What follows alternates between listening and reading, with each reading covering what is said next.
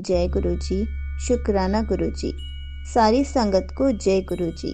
संगत जी, आपको पता है हमें ये 6 काम ज़रूर करने चाहिए जिससे हमारी लाइफ पूरी चेंज हो जाती है। हमारी लाइफ में मिरेकल्स ही मिरेकल्स होते हैं, खुशियाँ ही खुशियाँ होती हैं। अब वो 6 काम कौन से हैं? तो चलिए एक आंटी जी का सत्संग सुनाती हूँ जिसमें उन्होंने इन 6 कामों को बहुत अच्छे से एक्सप्लेन किया है। ये सत्संग पूरा ज़रूर सुनिएगा, आपको बहुत सारे आंसर्स मिलेंगे। तो चलिए आंटी जी का सत्संग सुनाती हूँ। संगत जी, आज मैं अपने छोटे छोटे सत्संग शेयर करूँगी जिसमें आपको पता चलेगा कि गुरुजी हमारी हर एक बात को, हर एक अरदास को कितनी गहराई से सुनते हैं। संगत जी, मेरा पहला सत्संग गुरु नानक बर्थडे का है। तो 14 नवंबर को मैं अपनी मम्मी से बड़े मंदिर जाने की बात कर रही थी। तो मम्मी ने कहा कि विंटर्स में बड़े मंदिर के टाइमिंग्स 3 बजे से हो जाने चाहिए, क्योंकि संगत जी अगर हमें कैब से जाना हो तो आने जाने में लेट हो जाता है और सर्दियों में अंधेरा भी बहुत जल्दी हो जाता है। मम्मी ने इतनी बात कही ही थी कि उसी टाइम मैं इंस्टाग्राम पर रील स्क्रॉल कर रही थी। तो संगत जी, आप यकीन नहीं करेंगे कि एक गुरु संगत जी की रील सामने आई जिसमें उन्होंने बताया कि कल यानी गुरु पूरब को बड़े मंदिर 3 बजे से 10 बजे तक खुला है। मैं और मम्मी ये सुन के इतना हैरान हुए कि अभी तो ये बात हमने बोली ही थी और गुरुजी ने सुन ली। सच में संगत जी, गुरुजी ने जब जिस संगत को बड़े मंदिर बुलाना होता है वो बुला ही लेते हैं। 15 नवंबर को मैं, मेरी बेटी और मम्मी हम तीनों गुरुजी के दर्शन करके आए।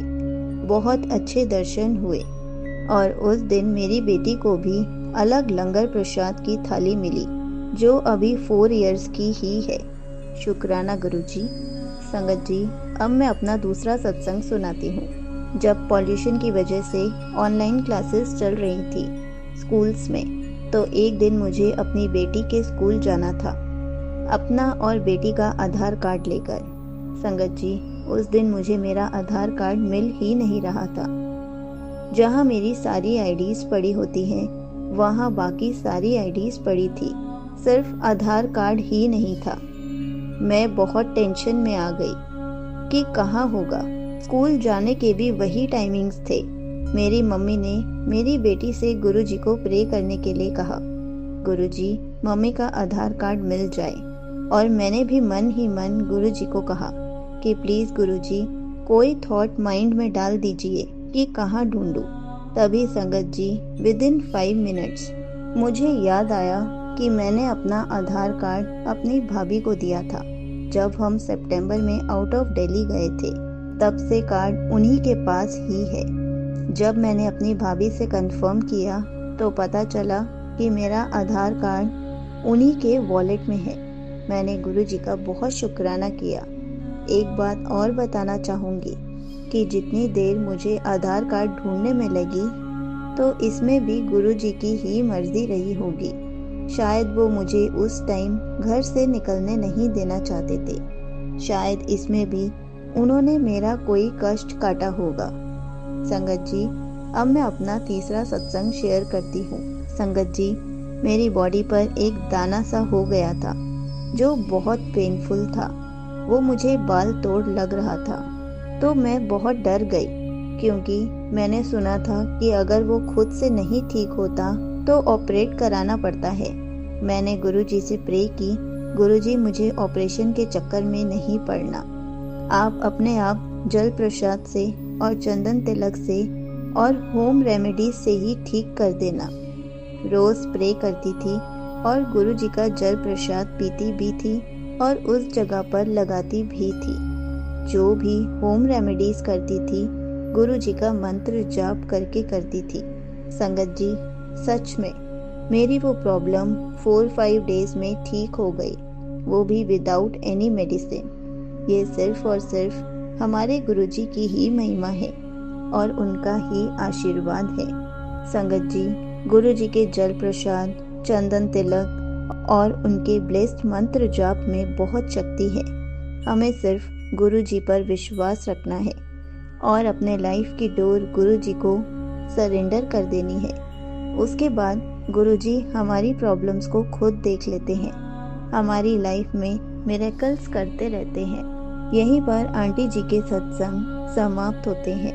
संगत जी, देखा आपने गुरु जी अपने गुरु परिवार के साथ कितने मिरेकल्स करते हैं।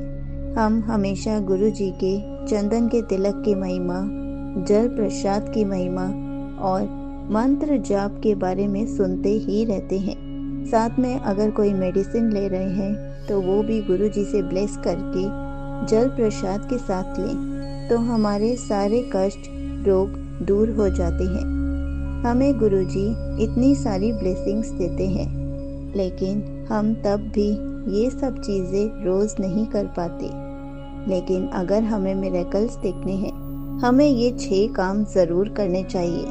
सबसे पहले तो मंत्र जाप पूरा दिन घर पर चला के रखना चाहिए ताकि हमारे घर पर नेगेटिविटी ना आ सके।